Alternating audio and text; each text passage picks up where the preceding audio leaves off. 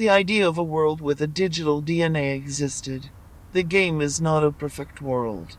It is not the best we can make it. It is not the only world, mind you. Some are better than others. It is a world that is highly carbonarian and very sexist. It is also incredibly cisgender and very sexist. It is important to note that there is no difference between post-truth and porn. There is only a slight difference, in fact. There is no difference between post-truth and porn.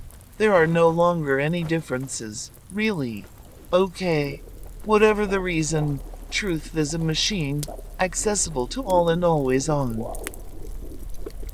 The transformation was natural, in that a small, mysterious force, acting in concert with a small but powerful hand, brought about by the fact that a part of the world a certain way, that part of the world a certain way of being in the world, was being transformed. These were never actual revolutions. They were quick truth spreadsheets that we started inventing online and applying to our everyday lives. The protagonists in digital revolutions don't necessarily live in the same world. They were the ones who first realized that the game was a system with no soul. They are individuals. And why? Because designing them is a long and complicated art.